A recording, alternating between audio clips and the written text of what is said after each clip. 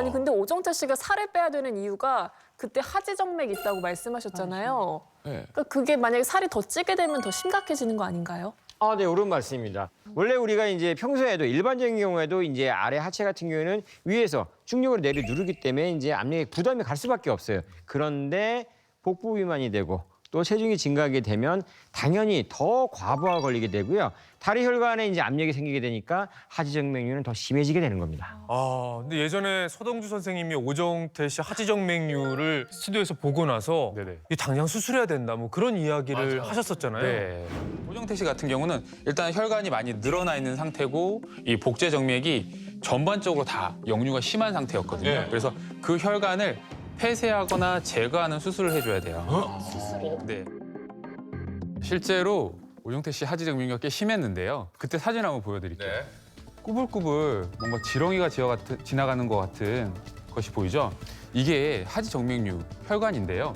하지정맥류의 원인이 만성적으로 정맥의 역류, 그러니까 정맥 기능 부전이 생기면서 발생하는 것이라서 저희가 이제 이렇게 하지정맥류가 있는 경우에는 초음파를 확인하게 돼요. 그래서 혈관 상태를 보게 되는데 혈관 상태를 봤을 때 이게 정상 크기예요.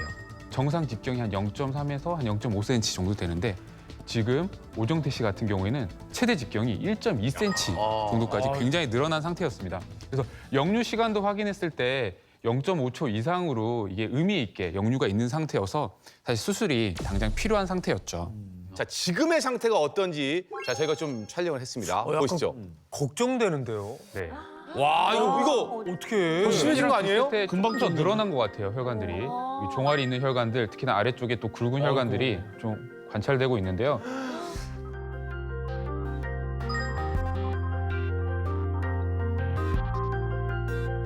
이제 이 하지정맥류가 또 문제가 되는 게 중년의 남자분들이 조금 크게 문제가 되는 경우들이 많은데요.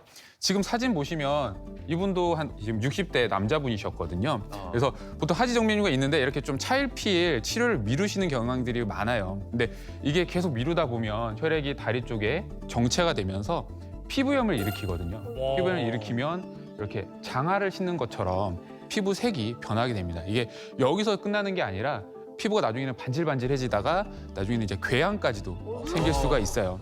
또 하지정맥류의 또 하나 문제가 이제 혈전이 생길 수가 있어요. 그런 심부 혈전들이 이제 폐로 날아가서 폐 혈관들을 막아서 폐색전증까지 유발해서 호흡곤란이나 혹은 이제 사실 사망까지도 있을 수 있기 때문에 치료를 해주시는 게 좋습니다. 근데 저희 어머님도 하지정맥류가 있으신데 이렇게 수술이 꼭 필요한 경우는 어떤 경우인가요? 저희가 가장 중요한 게 이제 초음파상 정맥의 이제 기능이 떨어져 있는지를 확인하는데요. 그래서 역류 시간을 확인해서 그게 0.5초 이상인 경우에는 수술을 권유하게 되고요.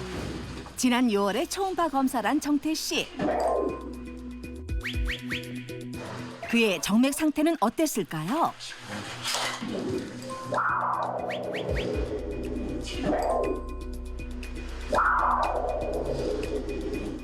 근데 특히나 이제 뭐 정맥순환 개선제나 뭐 압박 스타킹 이런 보존적인 치료를 했을 때도 증상 개선이 없고 특히나 이제 이렇게 혈관이 많이 도드라지거나 혹은 이제 통증이나 불편감들이 심한 경우에는 꼭 수술을 해주시는 게 좋죠. 아니 잔소리를 제가 병원 가라고 막 해요. 근데 그러면은 할 때는 알았어 할 거야. 그리고 내가 병원 전화 건다 막 걸어놓고 그래놓고 또 안 가요. 서동주 선생님, 이 자리에 딱 결론을 내주시죠. 오정태 군은 수술을 해야 합니까, 무조건?